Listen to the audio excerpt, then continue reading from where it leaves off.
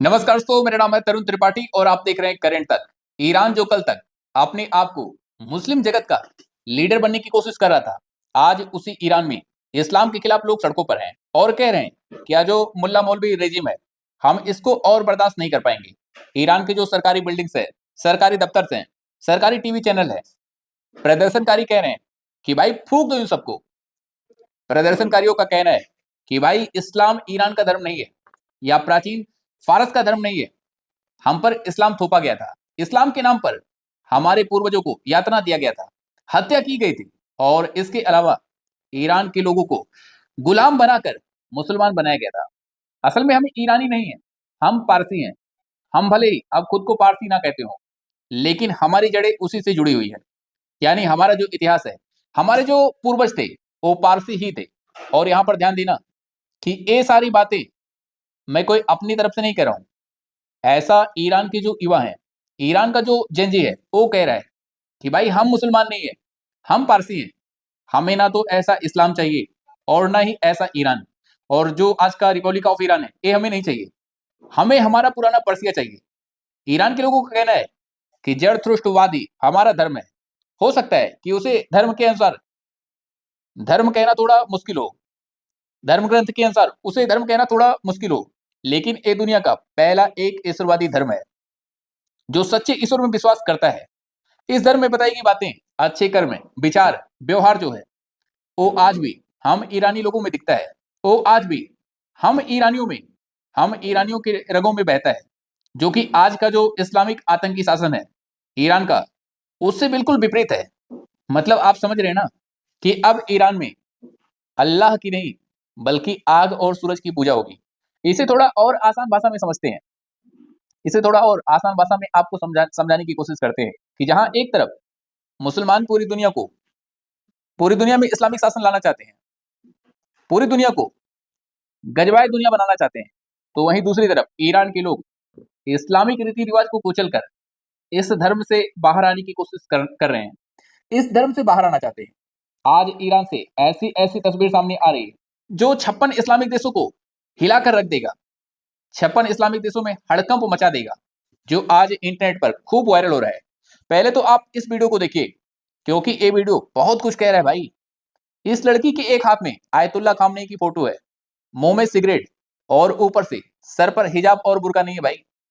पहले फोटो चलाई, फिर उस जलती हुई फोटो से अपनी सिगरेट जला रही है और ये फोटो मुस्लिम देशों में बहुत ज्यादा वायरल हो रही है। ये फोटो इस आंदोलन का एक प्रतीक बन रही है, क्योंकि ये फोटो एक साथ ईरान के 3 बड़े कानूनों को चुनौती दे रही है, क्योंकि ईरान के 3 बड़े कानून एक साथ तोड़े जा रहे हैं।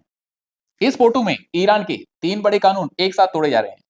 पहला तो आपको बता दें कि ईरान में सुप्रीम लीडर के नाम या फिर फोटो का अपमान करना बहुत बड़ा अपराध माना जाता है। दूसरा, महिला के सिर पर हिजाब और बुर्का नहीं है। और तीसरा, ईरान में महिलाओं को सिगरेट पीने की अनुमति नहीं है, खासतौर पर पब्लिक प्लेस में। मतलब इस वीडियो के जरिए ईरान के 3 कट्टर इस्लामिक कानूनों की धज्जियां उड़ाई जा रही हैं। 3 अपराध एक साथ हो रहे हैं और ऐसा नहीं है कि ये सब कुछ कहीं छिप-छिपाकर किया जा रहा है, बल्कि ये सब कुछ, ये सारा खेल बिल्कुल खुल्लम-खुल्ला ईरान में चल रहा है। और ये कोई एक एग्जांपल नहीं है, ऐसे बहुत सारे उदाहरण हैं।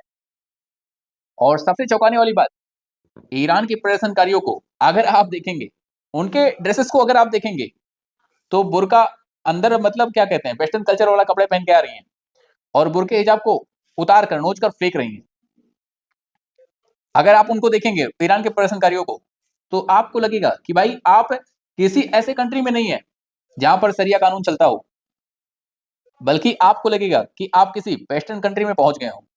और दूसरी जो तस्वीर सोशल मीडिया पर काफी तेजी से वायरल हो रही है, उसकी तो दुनिया भर में सबसे ज्यादा चर्चा हो रही है। लोग कह रहे हैं कि महंगाई के खिलाफ शुरू हुआ प्रदर्शन अब इस्लामिक कट्टरता और इस्लामिक चिन्हों के खिलाफ बदलता जा रहा है। स्क्रीन पर जो तस्वीर आपको दिख रही है, उसको लेकर दावा किया जा रहा है कि ईरान के लोग अब मस्जिदों को भी आग के हवाले करना शुरू कर दिए हैं, मस्जिदों को भी जलाना शुरू कर दिए हैं।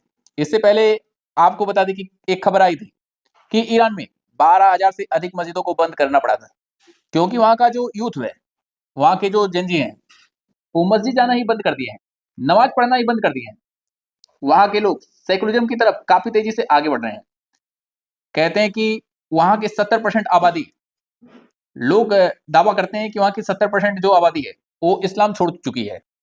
वहां के लोग कह रहे हैं कि भाई हमें इस तरह का इस्लाम नहीं चाहिए। और अब खबर आ रही है कि प्रदर्शनकारियों ने मस्जिदों को भी आग के हवाले करना शुरू कर दिया है।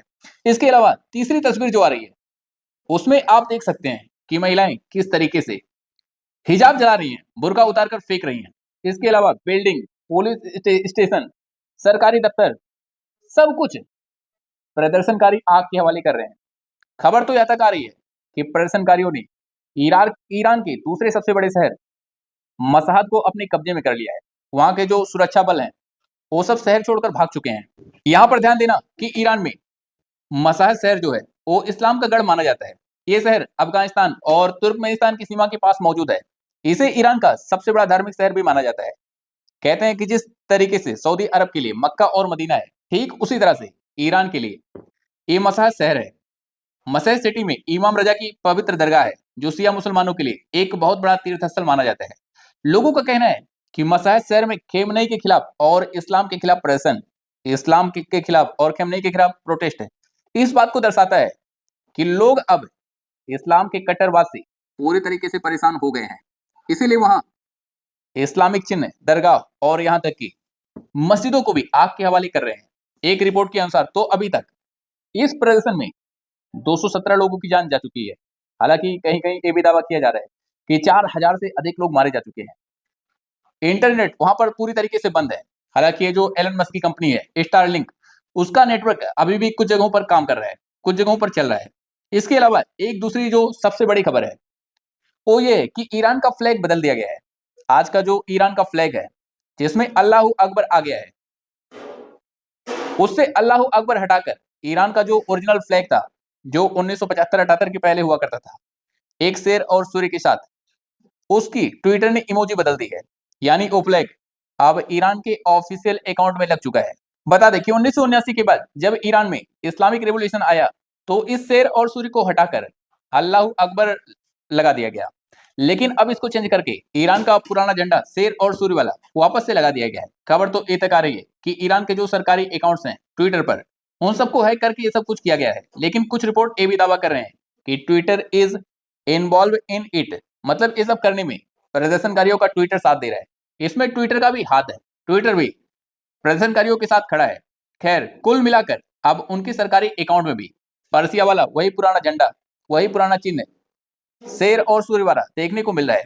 इतना ही नहीं, कई स्थानों पर भी बढ़ चढ़ कर लोग इनका जो मौजूदा इस्लामिक रिपब्लिक वाला झंडा है, अल्लाह अकबर वाला, उसको प्रदर्शनकारी फाड़ रहे हैं, उसको हटा रहे हैं और उन जगहों पर पुराना ऐतिहासिक झंडा जो ईरान का था उसको लगाया जा रहा है।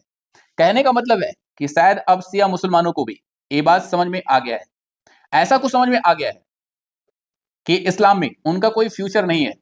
ईरान की सड़कों पर नारा गूंज रहा है कि we want our Persia back, हमें हमारा पुराना पर्सिया चाहिए, हमारे राजा को वापस लाओ, मुल्लाओं को भगाओ या फिर इनको कब्र में दफनाओ। ईरान के लोग कह रहे हैं कि हमें इस्लाम के नाम पर किसी और दिशा में झोंका जा रहा है, जबकि हमें जाना किसी और दिशा में है।